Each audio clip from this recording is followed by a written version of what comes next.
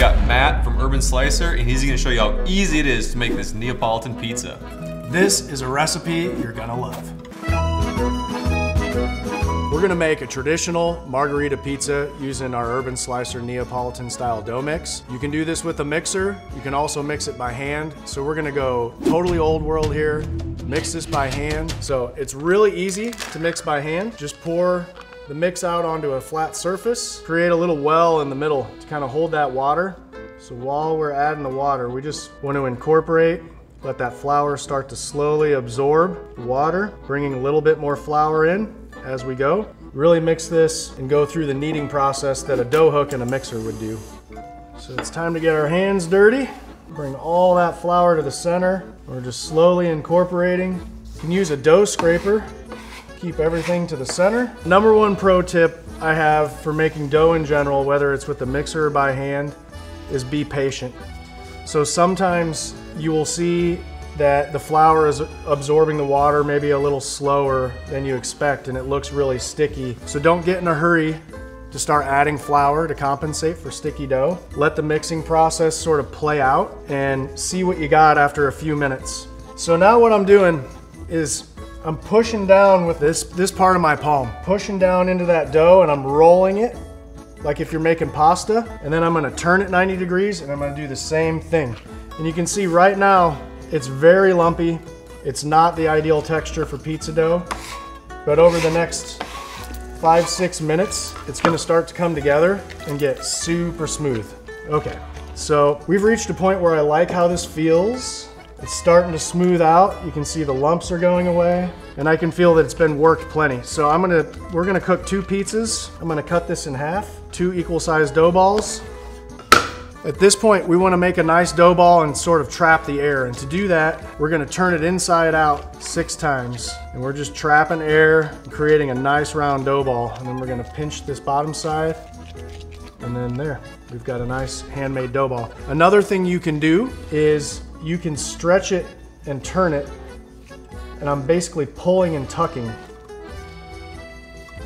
So there's your 2 different techniques. This one gets a little more smooth. It's just entirely up to you what you're comfortable with. Both achieve the same result. We're gonna take these, we're gonna put them in some containers with a little bit of olive oil so it doesn't stick to the container. And after a couple hours, we'll be ready to use them and stretch them out and cook some pizza. It's been a couple of hours since we mixed the Neapolitan dough. You can see that it's doubled in volume at least. So we're gonna transfer this to our cutting mat. So what I have here is a 50-50 blend of a good bread flour and semolina flour. The semolina adds a little more grit.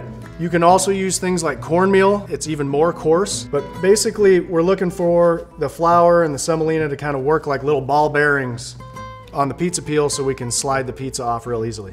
And I'm just gonna put it right on my pile of flour. You can see I have a ton of flour here. Don't be stingy. The flour is gonna fall off later and it's gonna be your best friend when you go to move the pizza off of the pizza peel. So for a Neapolitan style pizza, we really wanna try to preserve the air in this crust on the edge.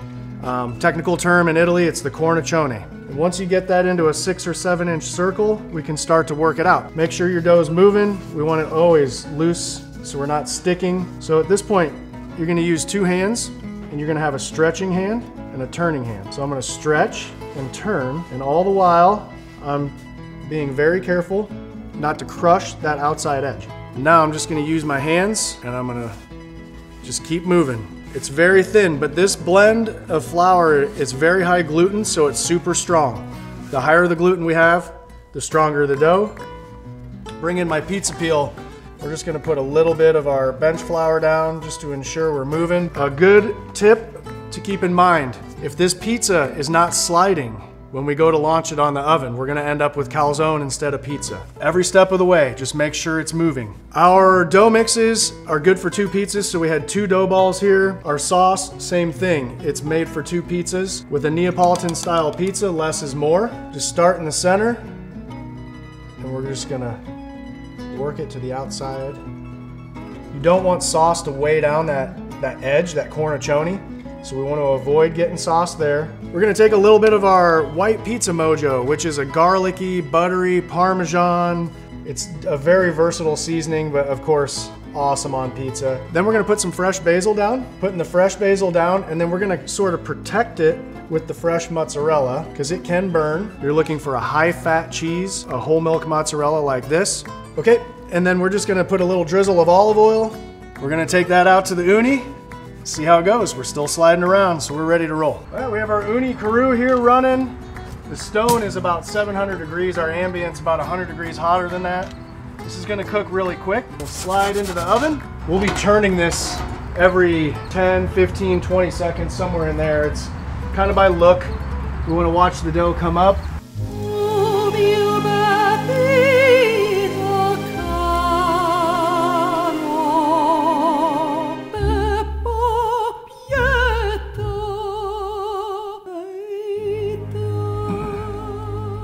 You know, Matt, I think you crushed it here, dude. Like, you've put your blood, sweat, and tears into this, and all they have to do is go to the store and pick up a package, and boom, they've got pizza in what, an hour or two? I mean, yeah, I mean that's really been the whole goal from the start when I was working on creating this, is just make it super simple. I mean, you can see this is legit Neapolitan style dough.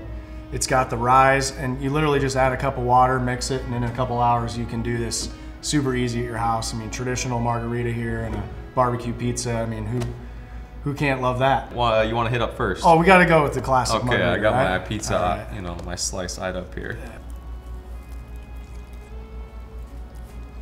Mm. You can't go wrong. Classic. Yeah, nice chew. The sauce, you know, right acidity, a little bit of sweetness.